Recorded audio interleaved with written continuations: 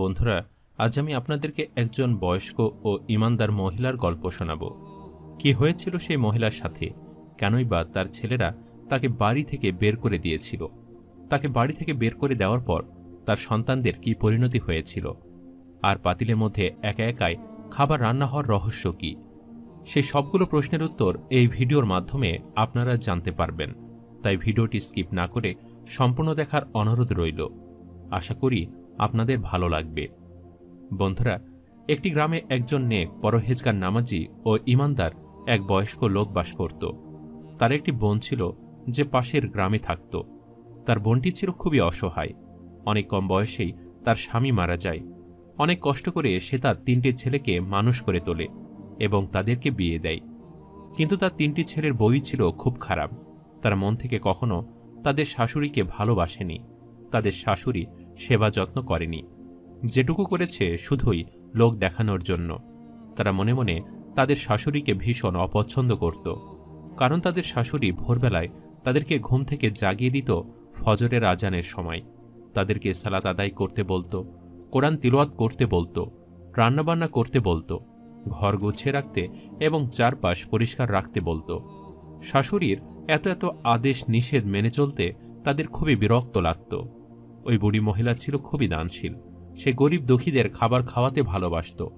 অসহায় মানুষদের খাবার খাইয়ে দান সদকা করে সে খুবই শান্তি অনুভব করত। প্রায় নিত্যদিনই সে কোনো না কোনো ফকির মিসকিনকে বাড়িতে এনে খাওয়াত। তাদের বাড়িতে গরিব দুঃখী মানুষের খাওয়ার জন্য বড় করে দস্তরখানা বসত। সংসার হারানোর ভয়ে এবং স্বামীদের মন রাখার জন্য তার 3 ছেলের বউয়েরা নিজেদের অনিচ্ছা সত্ত্বেও গরিব দুঃখী মানুষের জন্য রান্না বান্না করত, তাদের খাওয়ার ব্যবস্থা করত।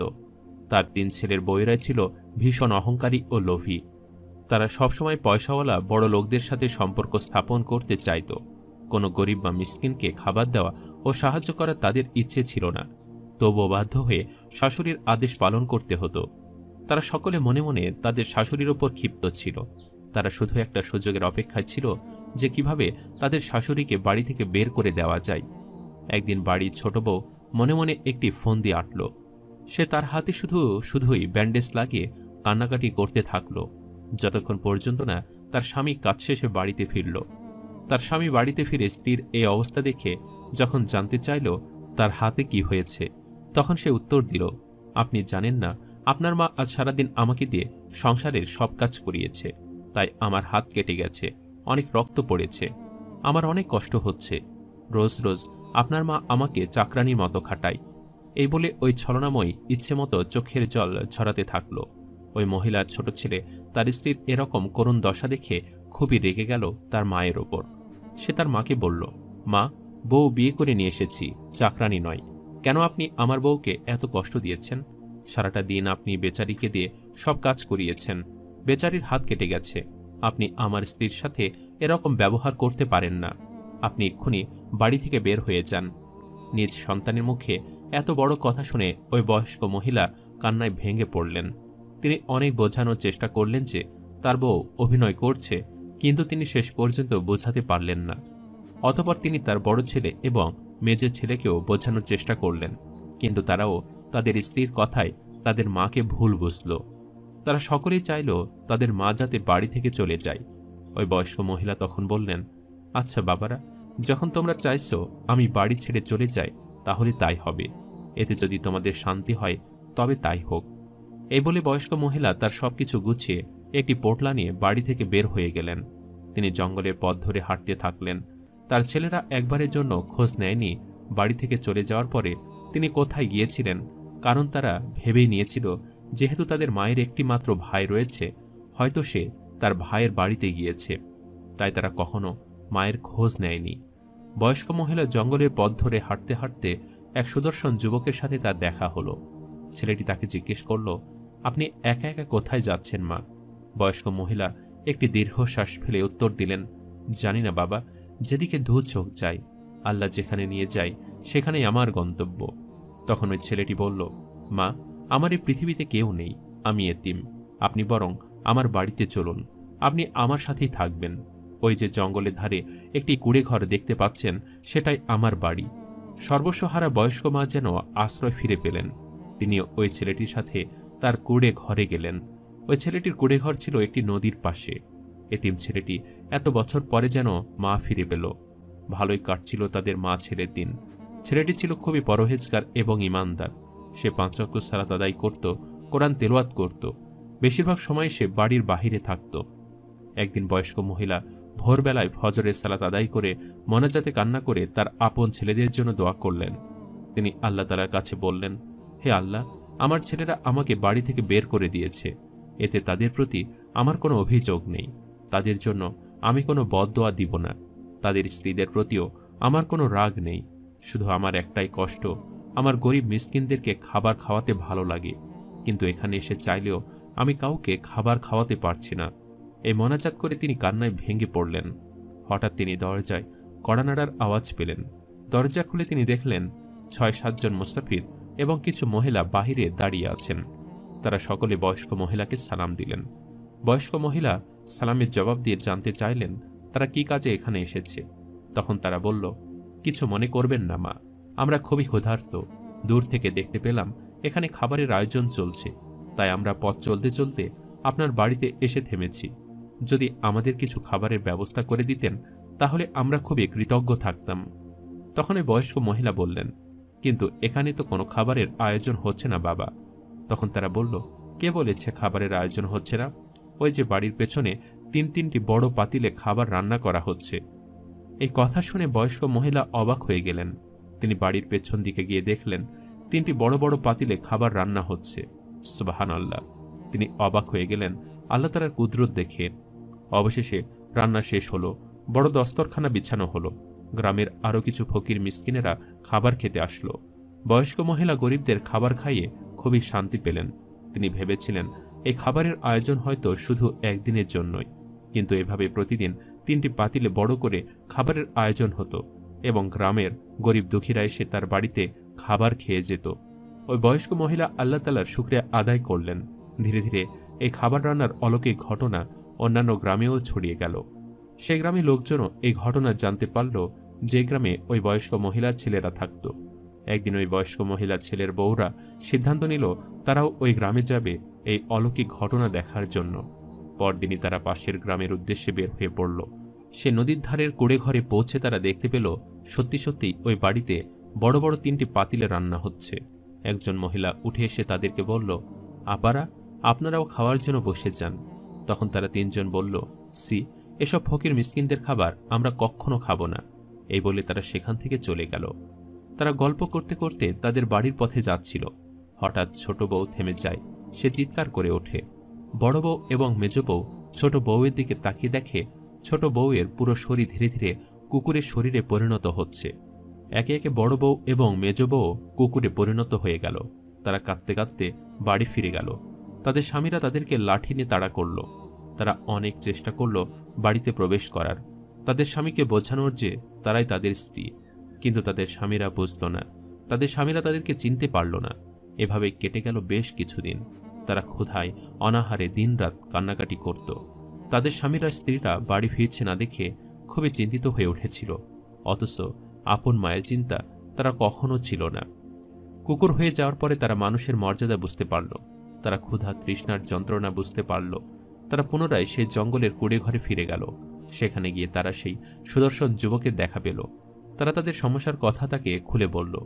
তখন সে ছেলেটি তাদেরকে ওই বয়স্ক লোকটির কাছে নিয়ে গেল, যে লোকটি সম্পর্কে তাদের মামা শ্বশুর হয়। তারা তাদের মামা শ্বশুরকে সালাম দিল এবং তাদের এই অবস্থা থেকে পরিত্রাণের জন্য হাত জোড় করে কান্নাকাটি করতে শুরু করল। তখন তাদেরকে ওই বয়স্ক লোকটি বলল, তোমরা কি ভেবেছ আমার বোনের সাথে তোমরা এরকম ব্যবহার করবে আর আমি জানতে পারবো না? আমি এ ছেলেটিকে আমার বোনের কাছে পাঠিয়েছিলাম যাতে সে আমার বোনকে আশ্রয় দেয়। কি দোষ করেছিল আমার বোনটা যে এই বার্ধক্যে এসে তাকে তোমরা নিজের বাড়ি থেকে বের করে দিলে? সে তো শুধু মিসকিনদেরকে খাবার খাওয়াতে চেয়েছিল। তোমরা গরিব দুঃখীদের খাবার নিয়েও অহংকার করেছ। এজন্যই আজ তোমাদের এই পরিণতি হয়েছে। তোমরা মানুষ থাকাকালীন গরিব দুঃখীদের খাবার খেতে চাওনি, অথচ আজ কয়েকদিন যাবৎ তোমরা কুকুর হয়ে রাস্তায় রাস্তায় ঘুরে বেড়াচ্ছ, তবুও মানুষ তোমাদেরকে খাবার দিচ্ছে না। এবার বুঝেছ ক্ষুধার যন্ত্রণা কেমন হয়? আল্লাহ তাআলার অসীম কুদরতে ওই 3টি কুকুরের জবান খুলে গেল। তারা নিজেদের ভুল বুঝতে পারল। তারা বলল, হুজুর, আমরা আমাদের শাশুড়ির কাছে ক্ষমা চাইব, শেষবারের মতো তার কাছে ক্ষমা চাওয়ার একটা সুযোগ করে দিন। তখন ওই বয়স্ক লোকটি ওই ছেলেটিকে দিয়ে তার বোনকে ডেকে আনলেন। তারা তাদের শাশুড়ির পায়ে ধরে ক্ষমা চাইল। তাদের শাশুড়ি তাদেরকে ক্ষমা করে দিলেন। তখন ওই বয়স্ক মহিলার 3 ছেলেও সেখানে এসে উপস্থিত হল। তারাও তাদের মায়ের পায়ে ধরে মাপ চাইল। আল্লাহর নেক ও ইমানদার ব্যক্তিটি ওই কুকুররূপী 3 বউয়ের জন্য আল্লাহ তাআলার কাছে দোয়া করলেন। যেহেতু তারা তাদের ভুল বুঝতে পেরেছিল, আল্লাহ তাআলা তাই তাদের মানুষরূপে ফিরিয়ে দিলেন। অতঃপর তারা ছেলে, ছেলের বউ এবং ওই বয়স্ক মহিলা সুখে শান্তিতে নিজের বাড়িতে ফিরে গিয়ে বসবাস করতে থাকল। ওই বুড়ি মহিলার ভাই উপহার হিসাবে ওই 3টি বড় পাতিল তার বোনকে দিয়ে দিলেন। এভাবে রোজ 3টি পাতিলে খাবার রান্না হতো এবং ওই বয়স্ক মহিলা প্রাণ ভরে গরিব দুঃখীদের খাবার খাওয়াতেন।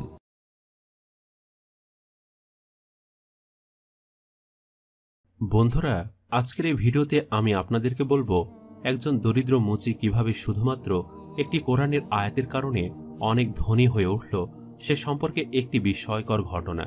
তাই অবশ্যই ভিডিওটি শেষ পর্যন্ত দেখার অনুরোধ রইল। বন্ধুরা, বহুকাল আগে এক গ্রামে একজন দরিদ্র মুচি বসবাস করত।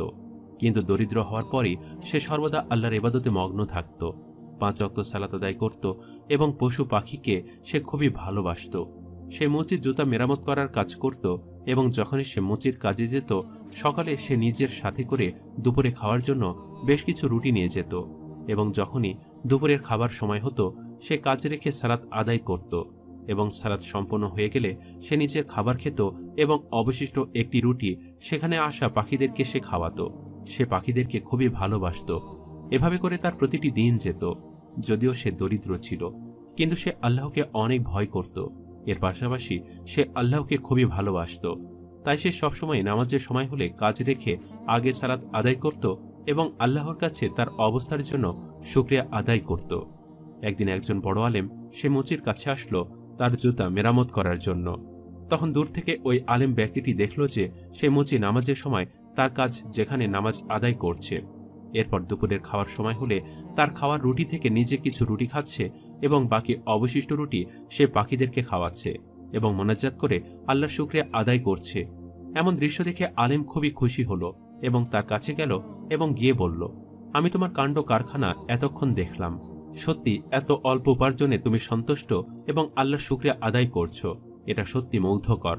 তখন সে মুচি বলল যে, না না, অল্প কোথায়, আল্লাহ তাআলা আমাকে যা দিয়েছেন তাতে আমি খুশি। আর আমাকে তো আল্লাহ তাআলা সবথেকে দামি জিনিসটাই দিয়েছেন, সেটা হলো সুস্বাস্থ্য, যেটার জন্য আমি সর্বদা আল্লাহর শুকরিয়া আদায় করি। মুচির এমন কথা শুনে সে আলেম খুবই খুশি হলো এবং কোরআন থেকে একটি আয়াত পাঠ করতে লাগলো। সে মুচির উদ্দেশ্যে বলতে লাগলো, আল্লাহ তাআলা হলেন সর্বোত্তম, তিনি যাকে ইচ্ছা সম্মান দান করেন এবং যাকে ইচ্ছা তার কাছ থেকে সম্মান কেড়ে নেন। ওই মুচি আলেমের উদ্দেশ্যে বলতে থাকে, আমি আপনার জুতো পুরো বিনা ও পারিশ্রমিকে ঠিক করে দেব, তবে আপনি আমাকে এই বাক্যগুলো শিখিয়ে দিন, এগুলো খুবই চমৎকার এবং মধুর। ওই আলেম মুচিকে সেই বাক্যগুলো শিখিয়ে দিল, অর্থাৎ কোরআনের আয়াতগুলি শিখিয়ে দিল, আর এরপর থেকে সর্বদা সেই কোরআনের আয়াতগুলো পাঠ করত। যাই হোক, মুচির দিনকাল বেশ ভালোই কাটছিল। তবে একটা সময় মুচির কাজ বন্ধ হয়ে যায়। মুচির কাছে কোনো মানুষই আর জুতা মেরামত করতে আসে না। এতে করে মুচি অর্থোপার্জন করতে পারে না। এর ফলে অনেক সংকট দেখা দেয় এবং একটা সময় মুচির হাতে থাকা সমস্ত জমা পয়সা শেষ হয়ে যায়। মুচির ঘরে ছোট ছোট সন্তান ছিল এবং তার স্ত্রীও ছিল। তারা খাদ্যের অভাবে ভুগতে থাকে। একদিন মুচির স্ত্রী মুচির উদ্দেশ্যে বলতে থাকে, ঘরে তো খাবার নেই, সন্তানরা কি খাবে?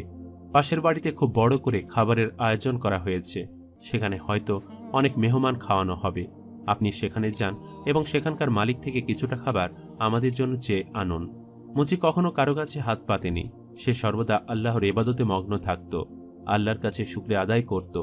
কিন্তু আজ এমন পরিণতি হয়েছে যে তার ঘরে একটি খাবারের দানাও নেই।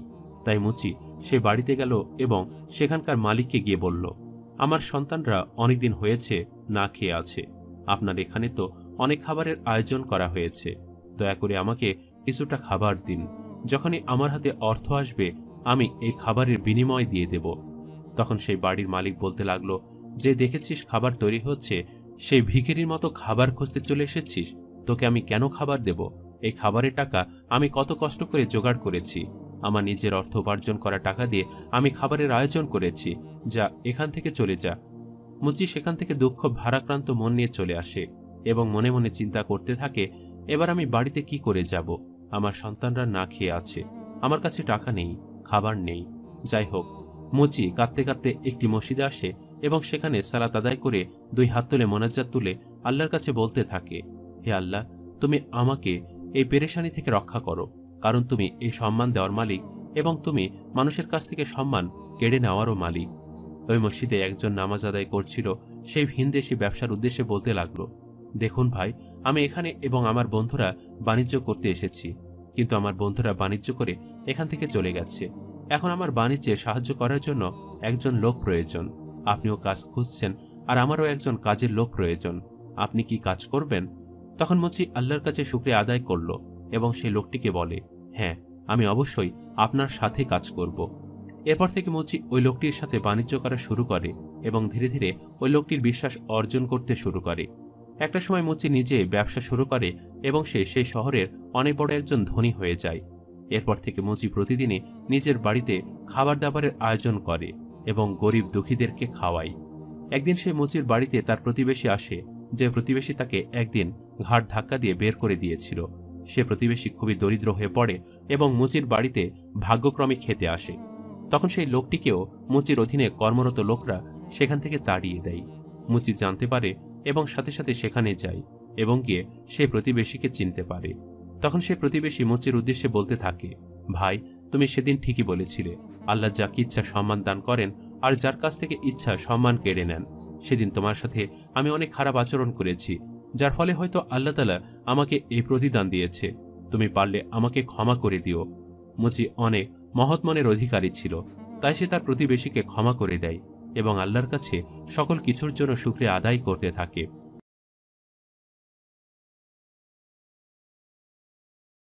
বন্ধুরা, আজকের ভিডিওতে আমি আপনাদেরকে বলবো হযরত গাউসে পাক আব্দুল কাদের জিলানী রাহমাতুল্লাহি আলাইহি ও এক জিনের বিস্ময়কর এক ঘটনা, যা দেখলে আপনাদের মন ছুঁয়ে যাবে ইনশাআল্লাহ। তাই পুরো ভিডিওটি আপনাদেরকে শেষ পর্যন্ত দেখার অনুরোধ রইল। বন্ধুরা, বহুকাল আগে এক রাজ্যে একজন যুবক বসবাস করত। যুবকের স্ত্রী খুবই সুন্দর ছিল। পুরো গ্রামের মানুষের যুবকের স্ত্রীর সৌন্দর্য দেখে আকর্ষিত হতো। যুবক সবসময় এই চাইতো তার স্ত্রীকে পর্দার আড়ালে রাখতে। যুবক তার স্ত্রীকে খুবই ভালোবাসত এবং অনেকটা সম্মান করত। তাই সে সবসময় চাইতো যে ইসলামিক নিয়ম অনুযায়ী তার স্ত্রী যেন পর্দার আড়ালে থাকে। কিন্তু যুবকের স্ত্রী যুবকের কোনো কথাই শুনত না, বরং সে বেপর্দা অবস্থায় সবসময় চলাফেরা করত। একটা সময় যুবক তার স্ত্রীকে বলতে থাকে যে, তুমি এভাবে বেপর্দা অবস্থায় চলাফেরা করো না, কেননা মেয়েদের জন্য ইসলামে পর্দা ফরজ রয়েছে। আর তুমি যদি বেপর্দা অবস্থায় কোনো মানুষের সামনে নাও যাও, তাও জিনরা তোমাকে দেখবে, কেননা তারা অদৃশ্য। আমরা তাদের দেখতে পাই না, কিন্তু তারা আমাদেরকে দেখতে পায়। যুবকটির স্ত্রী যুবকের কোনো কথাই শুনত না। সে একেবারে চুল খোলা রেখে বেপর্দা অবস্থাতেই গ্রামের মধ্যে হাঁটাচলা করত। একদিন সন্ধ্যাবেলা যুবকের স্ত্রী তার লম্বা লম্বা কেশ ছেড়ে ঘর থেকে বেরিয়ে একটি জঙ্গলের মাঝখান দিয়ে প্রতিবেশীর বাড়িতে যাচ্ছিল। যুবক তার স্ত্রীকে এভাবে বাহিরে যেতে মানা করেছিল, কিন্তু যুবকের স্ত্রী কোনো কথা না শুনেই এই অবস্থাতেই রাতের বেলা তার প্রতিবেশীর বাড়িতে যায়।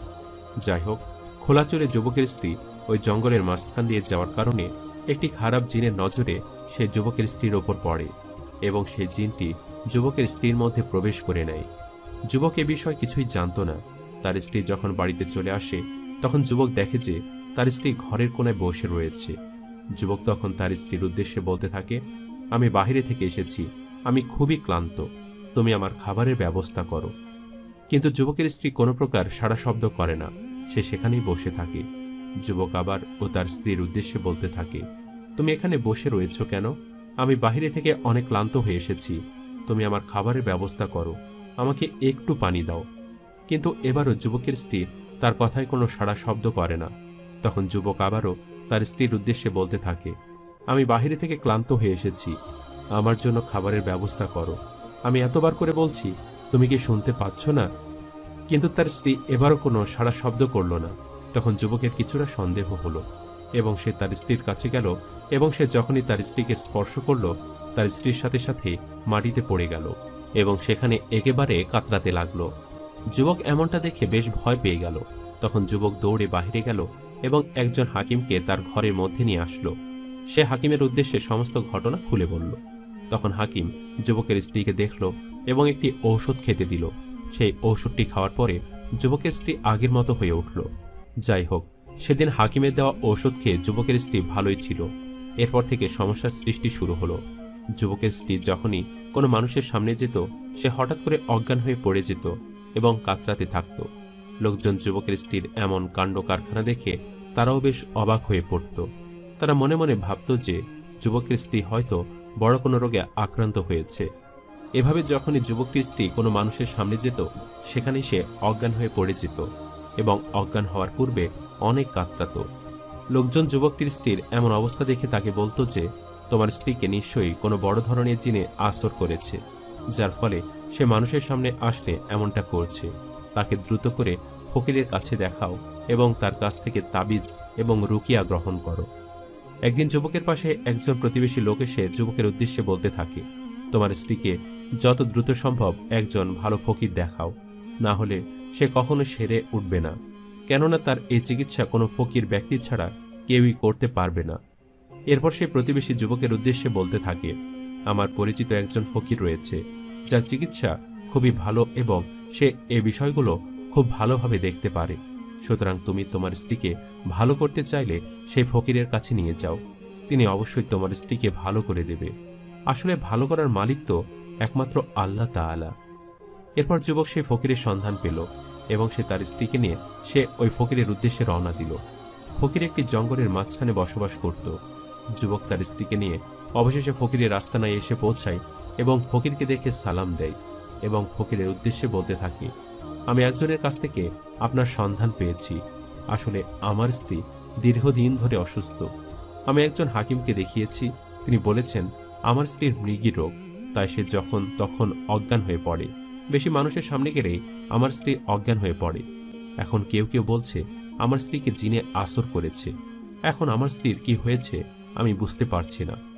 তখন ফকির যুবকটির স্ত্রীর দিকে তাকালো এবং সে বুঝতে পারল যে যুবকের স্ত্রীর জন্য এই ফকিরের কাছ থেকে চিকিৎসা নিতে হবে। সে দরবেশ ফকির ব্যক্তিটি যুবকের উদ্দেশ্যে বলতে লাগলো, তোমার স্ত্রীর কি সমস্যা হয়েছে তা আমি বুঝতে পেরেছি, কিন্তু আমি তোমাকে সেটা বলতে পারবো না, কেননা সেই বিষয়ে আমার কাছে কোনো আদেশ নেই। তবে আমি তোমার স্ত্রীকে একটি তাবিজ দিচ্ছি এবং তার শরীরে দম করে ফুঁক দিয়ে দিচ্ছি। আশা করি এতে সে আল্লাহর রহমতে ভালো হয়ে যাবে। অতঃপর সে ফকির ব্যক্তিটি যুবকের স্ত্রীর গায়ে ফুঁক দিল এবং একটি তাবিজ তাকে ব্যবহার করতে দিল এবং যুবকটি তার স্ত্রীকে নিয়ে সেখান থেকে চলে গেল। এভাবে কয়েকদিন যাবৎ সে তাবিজটি নিয়ে যুবকের স্ত্রী থাকতে লাগলো, কিন্তু তার অবস্থার কোনো পরিবর্তন হলো না, বরং সে আগের মতোই মানুষের সমাগমে গেলে অজ্ঞান হয়ে পড়ে যেত। অতঃপর স্ত্রীর অবস্থার পরিবর্তন না হওয়ার কারণে যুবকটি পুনরায় সে দরবেশ ব্যক্তিটির কাছে তার স্ত্রীকে নিয়ে আসলো। যুবকটি দরবেশ ব্যক্তির উদ্দেশ্যে বলতে লাগলো, আমার স্ত্রী তো কোনোভাবেই ভালো হচ্ছে না। সে আপনার দেওয়া তাবিজ ব্যবহার করেছে, কিন্তু কোনো পরিবর্তন হচ্ছে না। আমার স্ত্রীর কি হয়েছে, কিভাবে এর সমাধান মিলবে? তখন সে ফকির ব্যক্তি যুবকের উদ্দেশ্যে বলতে লাগলো, আসলে তোমার স্ত্রীর যে সমস্যা সেটা খুব জটিল সমস্যা, যেটা আমার পক্ষে সমাধান করা হয়তো সম্ভব নয়। তাই আমি বলবো তুমি তোমার স্ত্রীকে নিয়ে বাগদাদ শরীফে যাও। তখন যুবকটি সে ফকির ব্যক্তির উদ্দেশ্যে বলতে থাকে, কেন বাগদাদ শরীফে কি আছে, কে এমন আছে যে আমার স্ত্রীকে ভালো করতে পারবে? তখন ফকির ব্যক্তিটি যুবকের উদ্দেশ্যে বলতে থাকে, সেখানে রয়েছে বড় ওলি আব্দুল কাদের জিলানী রহমতুল্লাহি আলাই, যিনি আল্লাহর একজন প্রিয় ওলি। তিনি যদি আল্লাহর কাছে এই সমস্যার জন্য প্রার্থনা করেন তবে অবশ্যই আল্লাহ তাআলা তোমার স্ত্রীকে সুস্থ করে দিবেন। আর এই সকল জটিল সমস্যা একমাত্র তিনি সমাধান করতে পারবেন, কেননা এ সকল বিষয়ে তার অনেক ইলম আছে। সুতরাং তুমি তোমার স্ত্রীকে নিয়ে সেখানেই যাও।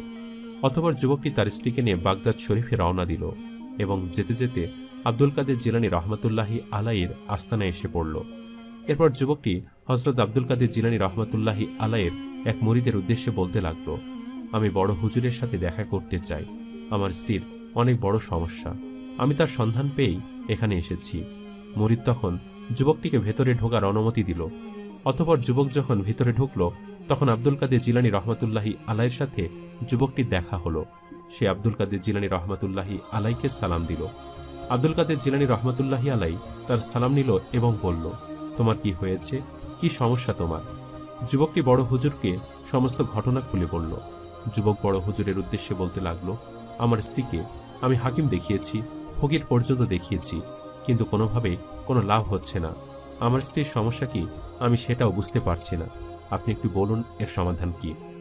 আব্দুল কাদের জিলানী রহমতুল্লাহি আলাই যুবকের উদ্দেশ্যে বলতে থাকে, তোমার স্ত্রীর যে সমস্যা সে অনুযায়ী তার চিকিৎসা হয়নি।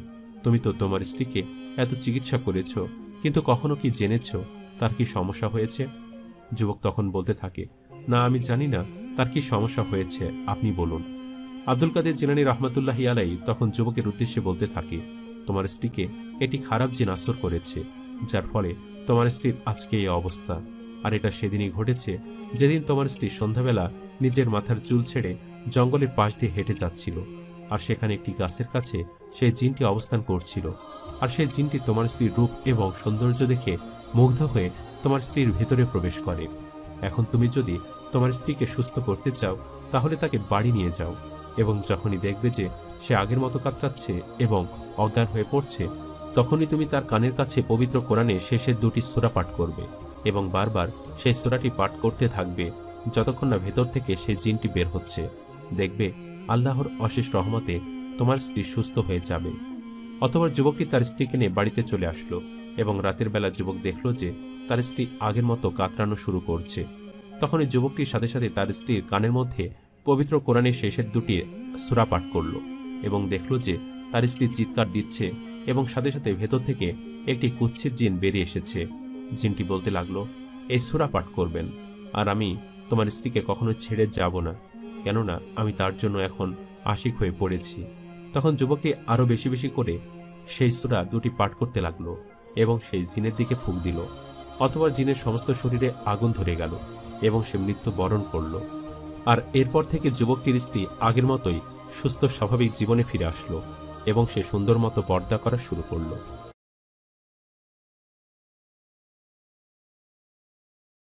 বন্ধুরা, আজ আমি আপনাদেরকে বলবো এক বাদশার 3 মেয়ের এক বিস্ময়কর ঘটনা। বাদশার সেই 3 মেয়ে নিজের হাতেই তার পিতাকে হত্যা করেছিল, কিন্তু কেন তারা নিজের হাতে নিজের বাবাকে হত্যা করল এবং তাদের শেষ পরিণতি কি হয়েছিল তা জানতে হলে এই পুরো ভিডিওটি একেবারে শেষ পর্যন্ত দেখতে হবে। বন্ধুরা, বহুকাল আগে এক রাজ্যে একজন সৎ এবং নিষ্ঠাবান বাদশা বাস করত। রাজা এতটাই নিষ্ঠাবান ছিল যে তিনি সবসময় তার রাজ্যের প্রজাদের খোঁজ খবর নিত এবং তাদের সাথে ভালো আচরণ করত। রাজা তার সকল অর্থ সম্পদ তাদের মাঝে বিলিয়ে দিত এবং সেই রাজ্যের প্রজারা ও রাজাকে খুবই ভালোবাসত এবং রাজা ও রাজ্যের প্রজাদেরকে দান করে মনে অনেকটা সুখ এবং শান্তি অনুভব করত। অর্থাৎ এক কথায় রাজা ছিল একেবারে সৎ এবং নিষ্ঠাবান আদর্শ একজন রাজা। রাজার 3 জন মেয়ে ছিল। রাজা রাজ্যের প্রজাদের চাহিদা মেটানোর পাশাপাশি তাদের 3 মেয়ের কি প্রয়োজন সেই চাহিদাও সবসময় মেটাত। রাজার মেয়েরা তো অবশ্যই রাজকন্যার হালতে থাকবে, এমনটাই স্বাভাবিক। তবে রাজার 3 জন রাজকন্যা কখনোই এই জিনিসটা পছন্দ করত না যে তাদের পিতা গরিব দুঃখীদেরকে সাহায্য করুক। রাজা 3 কন্যা সবসময় একে অপরকে বলত যে আমাদের পিতা রাজ্য ভাণ্ডার থেকে প্রতিনিয়তই গরিব দুঃখীদেরকে দান করে চলেছে, কিন্তু আমাদের জন্য আমাদের পিতা কিছুই করছে নাম এমনটা একেবারেই কাম্য নয়। বরং আমাদের পিতার উচিত ওই দরিদ্র ভিখারিগুলোকে দান না করে আমাদের সকল চাহিদা আরো বেশি করে পূরণ করার। অর্থাৎ রাজার 3 মেয়ের মন ছিল খুবই কুৎসিত। যেখানে তাদের পিতা হলো একজন দয়াবান বাদশাহ, সেখানে তারা হলো একেবারে বিপরীত। রাজার 3 মেয়ে কখনোই চাইত না যে তাদের পিতা সবসময় গরিব দুঃখীদের পাশে থাকুক, ধন সম্পত্তি থেকে তাদেরকে দান করুক। কিন্তু রাজা তো এই ধন সম্পদ দান করেই সবথেকে বেশি শান্তি পায়। যাই হোক, রাজার রাজ্যে একটি ছোট্ট গ্রামে বসবাস করত একজন আল্লাহওয়ালা বুজুর্গ ব্যক্তি। সে কখনোই বিবাহ করেনি এবং তার সংসারও ছিল না। সে কোনো রকম খেয়ে পড়ে সারাদিন আল্লাহর ইবাদত করে ওই আল্লাহওয়ালা বুজুর্গ ব্যক্তিটির দিন কেটে যেত। রাজার একমাত্র প্রিয় বন্ধু ছিল সেই আল্লাহওয়ালা বুজুর্গ ব্যক্তি। আল্লাহওয়ালা বুজুর্গ ব্যক্তিটি ইবাদত শেষ করে প্রতিদিন সে রাজার সাথে দেখা করতে যেত। রাজাও আল্লাহওয়ালা বুজুর্গ ব্যক্তিটিকে খুবই ভালোবাসত। তাদের বন্ধুত্ব বহু দিনের ছিল। কিন্তু আল্লাহওয়ালা বুজুর্গ ব্যক্তিটিকে রাজার 3 মেয়ে কোনোভাবে পছন্দ করত না, কেননা তাদের পিতা সেই আল্লাহওয়ালা বুজুর্গ ব্যক্তিটির সাথে সকল বিষয়ে পরামর্শ করত। আর একজন দরিদ্র মানুষ তাদের পিতার বন্ধু হবে, তারা এটা কখনোই মেনে নিতে পারেনি। যাই হোক, বেশ সুখে শান্তিতে সে রাজ্যের মানুষদের দিন কাটছিল। রাজার ভেতরে একটা রহস্য ছিল এবং রাজা সেই রহস্যের কথা একমাত্র তার প্রিয় বন্ধু ওই আল্লাহওয়ালা বুজুর্গ ব্যক্তিটির সাথে বলতে চাচ্ছিল। একদিন আল্লাহওয়ালা বুজুর্গ ব্যক্তিটিকে রাজা ডেকে পাঠায় এবং আল্লাহওয়ালা বুজুর্গ ব্যক্তিটি রাজার কাছে আসলে রাজা তার উদ্দেশ্যে বলতে থাকে, প্রিয় ভাই, আজকে তোমাকে আমি আমার একটি গোপন রহস্যের কথা বলবো, যে রহস্যের কথা আমার 3 মেয়ে জানে না। যদি তারা এ রহস্যের কথা জেনে যায় তাহলে আমার রাজ্যের মানুষ অভুক্ত অবস্থায় মৃত্যুবরণ করবে, কারণ আমার মেয়েরা কখনোই এটা পছন্দ করে না যে আমি এ রাজ্যের মানুষদের আমার অর্থ সম্পদ থেকে দান করি। তবে তুমি তো জানো আমি তাদের সবসময় দান করতে বেশ পছন্দ করি, এটাতে আমি স্বস্তি পাই। তখন রাজা তার বন্ধুকে নিয়ে অর্থাৎ আল্লাহওয়ালা বুজুর্গ ব্যক্তিটিকে নিয়ে রাজপ্রাসাদের একটি গুপ্ত ঘরের মধ্যে প্রবেশ করে। তারা যখনই সেই ঘরের মধ্যে প্রবেশ করে তখন আল্লাহওয়ালা বুজুর্গ ব্যক্তিটি দেখে যে সেই ঘরের মধ্যে অনেক স্বর্ণালঙ্কার এবং হীরে মুক্তা মানিক। আল্লাহওয়ালা বুজুর্গ ব্যক্তিটি সেই স্বর্ণালঙ্কার এবং ধন সম্পদ দেখে রাজার উদ্দেশ্যে বলতে থাকে, প্রিয় ভাই, তুমি আমাকে এখানে কেন আনলে? তখন রাজা আল্লাহওয়ালা বুজুর্গ ব্যক্তিটির উদ্দেশ্যে বলতে থাকে, প্রিয় ভাই, তুমি তো জানো আমার 3 জন মেয়ে কখনোই চায় না আমি এ রাজ্যের গরিব দুঃখীদের মাঝে আমার সম্পদ থেকে অর্থ সম্পদ বিলি করি। এই গুপ্ত ঘরের কথা আমার মেয়েরা কেউ জানে না। আজকে আমি তোমাকে এই ঘরে নিয়ে এসেছি, এর কারণ হচ্ছে যখন আমি মৃত্যু বরণ করব এই ঘর থেকে যত প্রকার স্বর্ণালঙ্কার এবং হীরে মুক্ত রয়েছে এই সবকিছু তুমি আমার রাজ্যে প্রজাদের মাঝে বিলিয়ে দেবে। আল্লাহওয়ালা বুজুর্গ ব্যক্তিটি বলতে থাকে, বেশ, আমি তোমার কথায় রাখব। গুপ্ত ঘর থেকে যখন আল্লাহওয়ালা বুজুর্গ ব্যক্তি এবং রাজা বের হচ্ছিল তখন রাজার বড় মেয়ে রাজাকে সেই ঘর থেকে বের হতে দেখে। তার মেয়ের কিছুটা সন্দেহ জাগে এবং সেও ধীরে ধীরে এই গুপ্ত ঘরের কাছে যায় এবং সেই ঘরে প্রবেশ করে এবং ভেতরে এসে প্রবেশ করে দেখে যে সেখানে অনেক স্বর্ণালঙ্কার রয়েছে। তখন সে মনে মনে অনেক রেগে ওঠে এবং তার বোনদের কাছে আসে এবং এসে বলে, আমাদের পিতা আমাদের সাথে অনেক বড় অন্যায় করেছে, আমাদের পিতা আমাদের হক নষ্ট করেছে, আমাদের পিতা আমাদের সাথে এমনটা করতেই পারে না। তখন বাকি 2 বোন বড় বোনের উদ্দেশ্যে বলতে থাকে, কি হয়েছে, আমাদের পিতা কি করেছে? তখন বড় বোন সেই 2 বোনের উদ্দেশ্যে বলতে থাকে, আমাদের পিতা এই মহলের মধ্যে একটি গুপ্ত ঘর তৈরি করেছে যেখানে সে অনেক স্বর্ণমুদ্রা ও হীরে মানিক রেখে দিয়েছে, আর সে কথা আমরা জানি না, বরং পিতার ওই দরিদ্র বন্ধু আল্লাহওয়ালা বুজুর্গ ব্যক্তিটি জানে। এই সম্পদ যদি আমার পিতা গরিব দুঃখীদের মাঝে বিলিয়ে দেয় তাহলে আমরা তো কিছুই পাব না, আমরা একেবারে আমাদের চাহিদা থেকে বঞ্চিত হয়ে যাব। প্রয়োজন হলে আমরা আমাদের পিতাকে হত্যা করব, তাও এই সম্পদ কিছুতে গরিব দুঃখীদের মাঝে বিলি হতে দেব না। তখন তারা 3 বোন যুক্তি করল যে বেশ, তাহলে আমরা আমাদের পিতাকে হত্যা করব, এজন্য আমরা আমাদের রাজ্যের উজিরদেরকে আমাদের জালে ফাঁসাব এবং তাদের দিয়েই আমরা আমাদের পিতা এবং সেই আল্লাহর বুজুর্গ ব্যক্তিটিকে হত্যা করব। অতঃপর রাজার 3 মেয়ে সে রাজ্যের উজিরদের সামনে গিয়ে নিজেদের সৌন্দর্য প্রদর্শন করতে থাকে এবং উজিরদেরকে তাদের দিকে আকর্ষণ করতে থাকে। তখন উজিররাও 3 কন্যার ইশারা বুঝতে পারে এবং তারা মনে মনে চিন্তা করতে থাকে যে রাজার 3 কন্যাও হয়তো তার 3 উজিরকে পছন্দ করেছে। এভাবে নিজেদের জালে রাজার 3 কন্যা সেই উজিরদেরকে ফাঁসায়। একদিন সে 3 কন্যা রাজার উজিরদের উদ্দেশ্যে বলতে থাকে, শোনো, আমরা আমাদের পিতাকে হত্যা করতে চাই, কেননা এই বাড়িতে এই প্রাসাদে এমন একটি স্থান রয়েছে যেখানে আমাদের পিতা অনেক সম্পদ জড়ো করে রেখেছে। সুতরাং আমরা যদি আমাদের পিতাকে হত্যা করতে পারি তাহলে তোমরা এই সম্পদের মালিক হবে এবং আমরা সকলেই বেশ আরামায়েশে বসবাস করতে পারব, বাকিটা জীবন আমরা বেশ সুখেই কাটিয়ে দিতে পারব। উজিররা প্রথম এই কথা রাজি হয় না, কিন্তু পরে তারা মনে মনে চিন্তা করে যে হয়তো যদি আমরা এই রাজ্যের রাজাকে হত্যা করতে পারি তাহলে আমরা প্রত্যেকে এই রাজ্যের মধ্যে নিজেদের এক একটি মহল তৈরি করে আরাম আয়েশে থাকতে পারব। এরপর সেই 3 উজিরও 3 কন্যার কথায় রাজাকে হত্যা করার জন্য রাজি হয়ে যায়।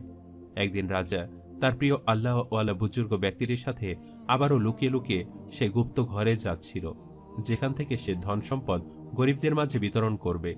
তখন রাজা এবং আল্লাহওয়ালা বুজুর্গ ব্যক্তিটির পেছন পেছন লুকিয়ে লুকিয়ে তার 3 কন্যা এবং সেই 3 উজিরও এগিয়ে যায়। অতঃপর যখন রাজা ও আল্লাহওয়ালা বুজুর্গ ব্যক্তিটি সেই ঘরের মধ্যে প্রবেশ করে তখন তারা পেছন থেকে কায়দা করে ঘরের দরজাটি বন্ধ করে দেয়। গুপ্তঘর পুরোটা অন্ধকারে ছেয়ে যায় এবং রাজা 3 মেয়ে ঘরের মধ্যে তালাবন্দি করে সেখান থেকে চলে যায়। এদিকে রাজা এবং আল্লাহওয়ালা বুজুর্গ ব্যক্তিটি দীর্ঘদিন না খেতে পেরে সেখানে মৃত্যুবরণ করে। এদিকে রাজার গুম হয়ে যাওয়ার পর থেকে রাজ্যের সকল দায়ভার গ্রহণ করে সে রাজ্যের রাজার বড় মেয়ে, অর্থাৎ সে এখন পিতার পরিবর্তে পুরো রাজ্যটাকে তারাই শাসন করছে। পাশাপাশি তার 2 বোনও আছে। অন্যদিকে উজিরাও যখনই বিয়ের প্রস্তাব নিয়ে সেই 3 বোনের কাছে আসে, তখন তারা তাদের সাথে বেইমানি করে। তাদের হাতে ক্ষমতা থাকার কারণে তারা সেই 3 উজিরের গর্দান নেয়। যখনই রাজা 3 মেয়ে রাজ্য শাসন করতে শুরু করে, তখন তারা রাজ্যের গরিব দুঃখী দরিদ্র মানুষদের উপর অনেক অত্যাচার করা শুরু করে। তাদের ধন সম্পত্তি বিলি করা বন্ধ করে দেয়, বরং তার বিপরীতে তাদের থেকে খাজনা নিতে থাকে। ধীরে ধীরে তাদের অত্যাচার এতটাই বেড়ে যায় যে মানুষের অভিশাপ তাদের ওপর আসতে লাগে। অতঃপর একদিন অন্য একটি রাজ্য থেকে একজন রাজা এসে সে রাজ্যটি দখল করে। সে রাজা ছিল মূলত সেই 3 কন্যার পিতার বন্ধু। সে রাজা এসে যখন রাজ্য দখল করে, তখন রাজ্য সে দখলে নিয়ে নেয় এবং 3 কন্যাকে বন্দী করে। বন্দিদশা অবস্থায় যখন 3 কন্যার ওপর শাস্তি নাজিল হয়, তখন সে শাস্তি পাওয়ার সময় 3 কন্যা তার পিতাকে হত্যার কথাটা জানিয়ে দেয়। তারা বলে যে তারা নিজের হাতে তাদের পিতাকে একটি ঘরে বন্দী করে হত্যা করেছে, পাশাপাশি হত্যা করেছে তার প্রিয় বন্ধু আল্লাহওয়ালা বুজুর্গ ব্যক্তিটিকে। অন্য রাজ্যের রাজা তখন সেই 3 মেয়ের উদ্দেশ্যে বলতে থাকে, তোমরা তোমাদের পিতাকে কোন ঘরে হত্যা করেছ সেই ঘরের সন্ধান দাও। অতঃপর 3 কন্যা সেই ঘরটির সন্ধান দেয়। এরপর সেই রাজা যখন ঘরটির কাছে যায়, দেখে যে ঘরটি তালামারা অবস্থায় বন্দী রয়েছে এবং সেই ঘরের চাবিও কোথাও নেই। অতঃপর রাজা ঘরের দরজা ভেঙে সে ঘরের মধ্যে প্রবেশ করে এবং দেখে যে রাজপোশাক পরিহিত করা একটি কঙ্কাল এবং আরেকটি কঙ্কাল সাধারণ কাপড় পরা। রাজা তখন বুঝতে পারে যে হয়তোবা একটি কঙ্কাল হলো আল্লাহওয়ালা বুজুর্গ ব্যক্তির এবং আরেকটি কঙ্কাল হলো স্বয়ং সেই রাজ্যের রাজার। রাজার কঙ্কালের মুখটি খোলা অবস্থায় ছিল এবং গায়েব থেকে আওয়াজ আসছিল যে, দেখো, আমি আমার সন্তানদের কোনো চাহিদাই অপূর্ণ রাখিনি, কিন্তু আজকে তারা আমার কি পরিণতি করে দিয়েছে। প্রিয় বন্ধুরা, এই পৃথিবীতে আসলেই কেউই কারো আপন নয় আল্লাহ তাআলা ছাড়া। কেননা লোভের কাছে সবাই বিক্রি হয়ে যায়, সেই লোভী একদিন সবাইকে ধ্বংস করে দেয়।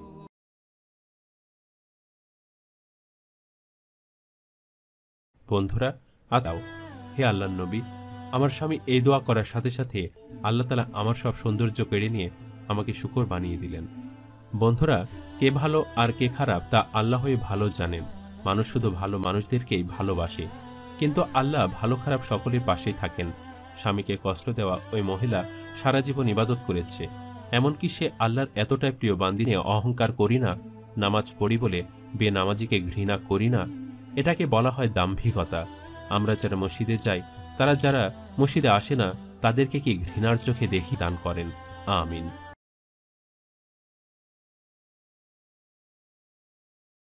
বন্ধুরা, আজ আমি আপনাদেরকে একজন সৎ মিষ্টি বিক্রেতার গল্প শোনাব। কি হয়েছিল সেই মিষ্টি বিক্রেতার মিষ্টির দোকানে, কিভাবে সে হঠাৎ বড়লোক হয়ে গেল, গভীর রাতে তার দোকানে কেই বা আসতো মিষ্টি কিনতে। এই সবগুলো প্রশ্নের উত্তর আপনারা এই ভিডিওর মাধ্যমে পাবেন। তাই আপনাদের কাছে আমার অনুরোধ, গল্পটি শুরু থেকে শেষ পর্যন্ত অবশ্যই দেখবেন। তো চলুন শুরু করা যাক। একদা এক গ্রামে এক মিষ্টি বিক্রেতা তার পরিবার সহ বাস করত। বাড়িতে মিষ্টি বানিয়ে সে দোকানে নিয়ে যেত মিষ্টি বিক্রি করতে। বেশ ভালোই যাচ্ছিল তাদের দিন, কিন্তু হঠাৎ সে মিষ্টি বিক্রেতার ব্যবসায় ক্ষতি হয়। বেশ কিছুদিন যাবৎ তার দোকানে মিষ্টি বিক্রি হচ্ছিল না। একদিন সকালে সে মিষ্টি নিয়ে দোকানের উদ্দেশ্যে চলে গেল। সন্ধ্যায় সে খালি হাতে ফিরে আসলো। তার মুখ থেকে যেন হাসি উড়ে গিয়েছিল। তার স্ত্রী স্বামীর মনের অবস্থা বুঝতে পেরে তাকে 1 গ্লাস পানি এনে দিল। সে তার স্বামীকে বলল, কি হয়েছে, আজও কি মিষ্টি বিক্রি হয়নি? তার স্বামী দুঃখ ভারাক্রান্ত মন নিয়ে জবাব দিল, না, আমার আশেপাশের দোকানে সারাদিন খরিদ্দার ছিল, কিন্তু আমার দোকানে আজও কেউ মিষ্টি কিনতে আসেনি। এভাবে চলতে থাকলে কিভাবে সংসার চালাবো বুঝতে পারছি না। তাদের অবস্থা এতটাই খারাপ হয়ে উঠেছিল যে রোজ ঠিকমতো চুলায় ভাত পর্যন্ত উঠত না। বড়রা তাও কোনোভাবে না খেয়ে কাটিয়ে দিত, কিন্তু ছোট ছোট বাচ্চাগুলো খাবারের অভাবে অনেক কষ্ট পাচ্ছিল। ওই মিষ্টি বিক্রেতা ভীষণ ভেঙে পড়েছিলেন।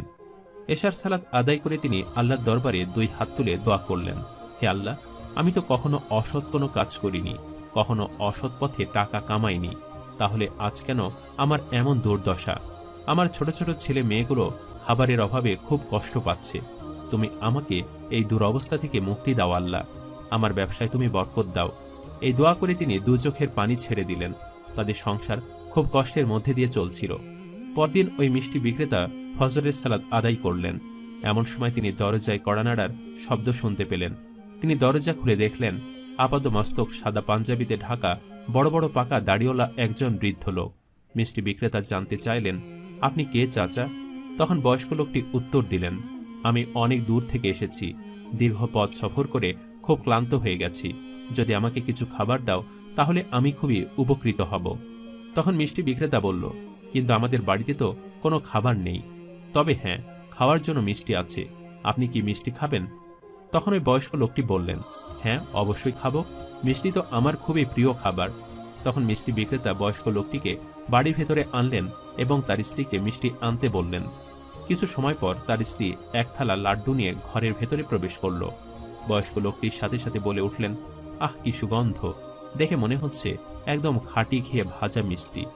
তারপর লোকটি মিষ্টির থালা থেকে একটি একটি করে সবগুলো মিষ্টি খেয়ে ফেললেন। তিনি ওই মিষ্টি বিক্রেতার মিষ্টির অনেক প্রশংসা করলেন। তিনি বললেন, তোমার মিষ্টি তো অনেক মজাদার, দোয়া করি বাবা তোমার ব্যবসায় আল্লাহ বরকত দান করুন। তখন ওই মিষ্টি বিক্রেতা বলল, কিন্তু কোনো খরিদ্দার তো আমার দোকান থেকে মিষ্টি কিনতে আসে না চাচা, আমার সংসার চালানো খুবই কষ্টকর হয়ে যাচ্ছে, আমার ছেলে মেয়েগুলো খাবারের অভাবে খুব কষ্ট পাচ্ছে, আমি বুঝতে পারছি না আমি কি করব। এই মিষ্টির ব্যবসা ছেড়ে দিয়ে যদি নতুন কোনো ব্যবসা করতে যাই তাও অনেকগুলো টাকা লাগবে, আর তাছাড়া এই মিষ্টির ব্যবসা আমাদের বংশের ঐতিহ্য, আমার বাপদাদাও এই মিষ্টির ব্যবসায় করতেন, আর এই একটি কাজই আমি খুব ভালোভাবে করতে পারি, তাই এই ব্যবসা ছাড়তেও পারছি না। তখন ওই বয়স্ক লোকটি মিষ্টি বিক্রেতাকে সান্ত্বনা দিলেন এবং বললেন, তুমি হালাল পথে ব্যবসা করছো, তোমার মিষ্টির স্বাদ এবং গন্ধও খাঁটি, ইনশাল্লাহ অবশ্যই তোমার ব্যবসায় বরকত আসবে, তুমি ধৈর্য সহকারে কাজ করে যাও। ওই দিনের বয়স্ক ব্যক্তি চলে গেলেন। এর পরের দিনও সেই মিষ্টি বিক্রেতার দোকানে কোনো খরিদ্দার আসলো না। ওই দিন রাতে এক বুক কষ্ট নিয়ে মিষ্টি বিক্রেতা বাড়ি ফিরে আসলো। সেদিন সে তার স্ত্রী সন্তান কারো সাথে কোনো কথা বলল না, শুধুই সালাত আদায় করে মোনাজাতে চোখের জল ফেলল। পরদিন সকালে আবার ওই বয়স্ক লোকটি আসলো। সেদিনও সে এক থালা মিষ্টি খেল। তারপর সে মিষ্টি বিক্রেতার ব্যবসার পরিস্থিতি সম্বন্ধে জানতে চাইল। মিষ্টি বিক্রেতা বললেন, তার দোকানে এখনো কোনো খরিদ্দার আসছে না, তার মিষ্টিও বিক্রি হচ্ছে না, তার ব্যবসায় ক্ষতি হচ্ছে। তখন ওই বয়স্ক ব্যক্তিটি মিষ্টি বিক্রেতাকে সান্ত্বনা দিলেন এবং তাকে একটি তাবিজ দিয়ে বললেন, আশা হারিও না বাবা, তুমি মন দিয়ে কাজ করতে থাকো, সফলতা অবশ্যই আসবে। এই বলে তিনি ওই দিন বাড়ি থেকে চলে গেলেন। সেদিন মিষ্টি বিক্রেতা তার দোকানে গিয়ে বসলেন।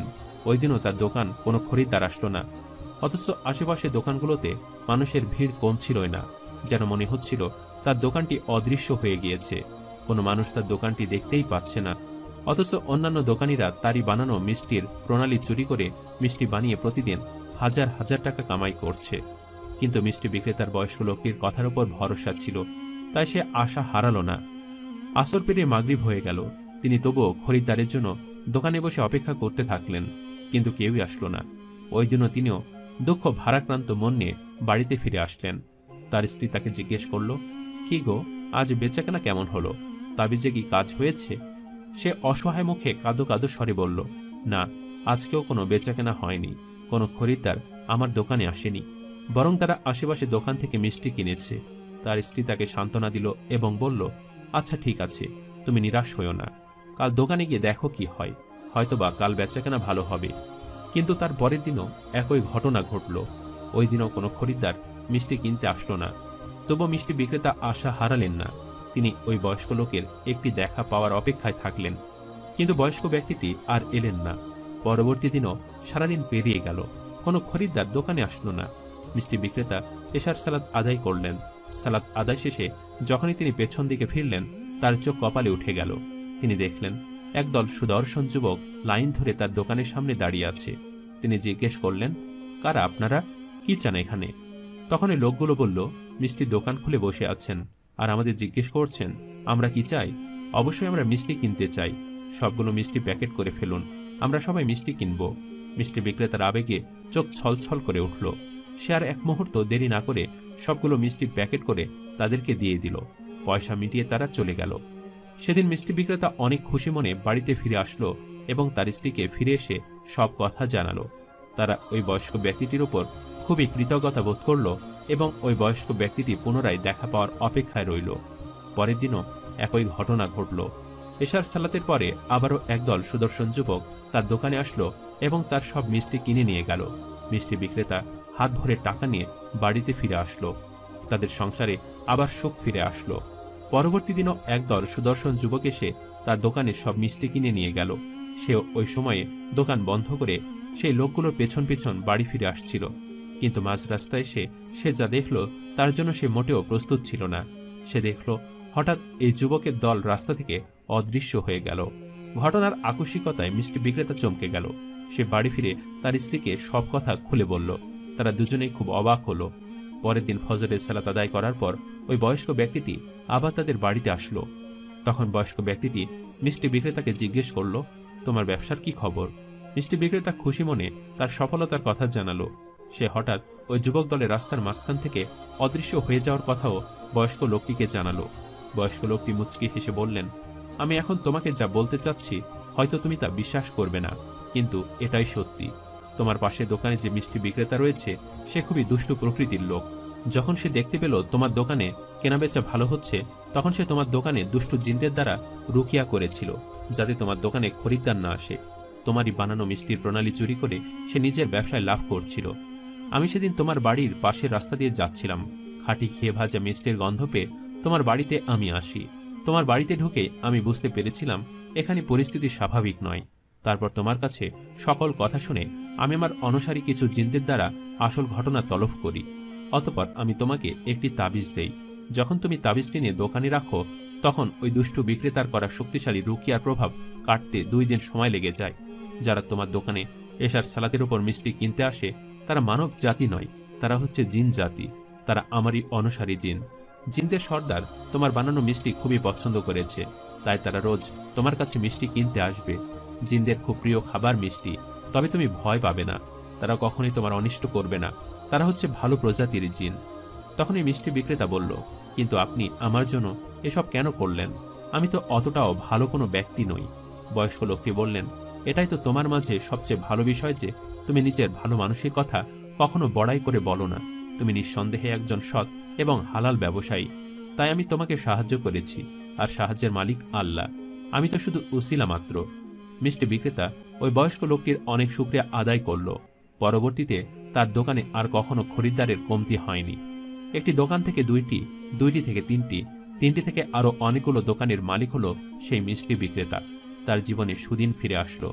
এভাবে সৎপথে কাজ করলে, আল্লাহ তাআলার প্রতি বিশ্বাস রাখলে আল্লাহ তাআলা তার প্রতিদান দেন।